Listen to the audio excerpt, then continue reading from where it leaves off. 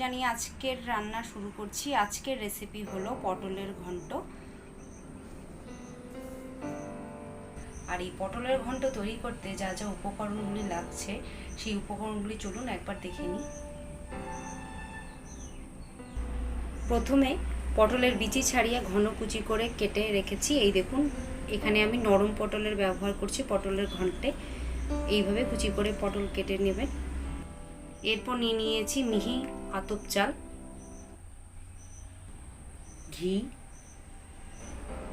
আদা বাটা, আমি এখানে আদা এবং লঙ্কা একসঙ্গে বেটে নিয়েছি, দই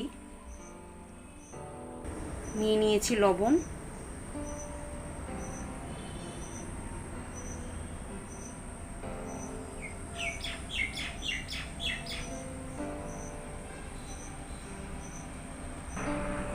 হলুদ গুঁড়ো, জিরে, চিনি, গরম মশলা, শুকনো লঙ্কা, তেজপাতা এবং হিং। তাহলে চলুন এবার শুরু করা যাক আজকের রেসিপি পটলের ঘন্ট। বন্ধুরা, কড়াইতে এই দেখুন তেল দিয়ে দিয়েছি। এবার পটলগুলো ভেজে রেখে দেব। পটলগুলো আমি লবণ হলুদ দিয়ে মেখে রেখেছি। এবার এই পটলগুলো নরম করে ভেজে তুলে রাখবো।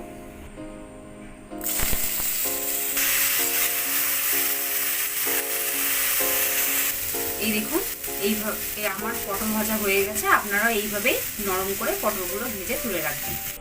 ওই একই পদ্ধতিতে আমি চালেও লবণ হলুদ মেখে রেখেছি। এবার চালটাও ওই একই পদ্ধতিতে ভেজে তুলে রাখবো।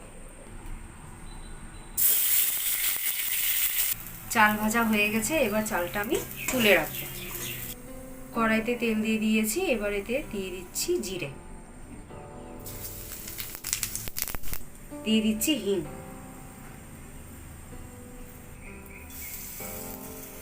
দিয়ে দিচ্ছি তেজপাতা। এবার নেড়ে চেড়ে নিয়ে এতে দিয়ে দেব আদা বাটা, দিয়ে দিচ্ছি আদা, দিয়ে দিচ্ছি আন্দাজ মতো নুন, দিয়ে দিচ্ছি হাফ টেবিল স্পুন হলুদ গুঁড়ো।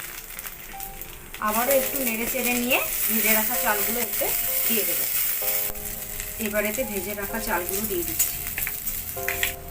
এবার চালগুলোর সাথে মশলাটা ভালো করে মেখে নিতে এইভাবে করে নেড়ে চেড়ে নিয়ে এতে জল দিয়ে দেব।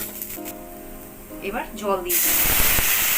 জল দিয়ে আবারও একটু নেড়ে নিয়ে ঢেকে দিতে হবে, যাতে চালটা ভালো মতন সেদ্ধ হয়ে আসে। ঢাকনা দিয়ে ঢেকে দিলাম। এবার 5 থেকে 7 মিনিটের জন্য আমি চালটা সেদ্ধ হয়েছে কিনা সেটা দেখে নেব। ফিরে এলাম 7 মিনিট পর। এবার দেখে নিচ্ছি যে চালটা আমার সেদ্ধ হয়েছে কিনা। এই দেখুন, চাল সেদ্ধ হয়ে গেছে। এবার এতে ভেজে রাখা পটলগুলো দিয়ে দেব। দিয়ে দিচ্ছি দই, দিয়ে দিচ্ছি চিনি।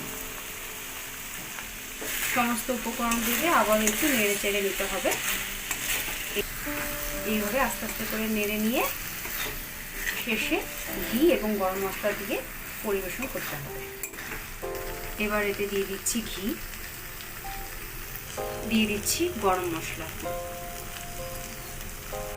তৈরি হয়ে গেছে আজকের রেসিপি পটলের ঘন্ট, যা আমি এখনই আপনাদেরকে পরিবেশন করে নিয়ে দেখাবো।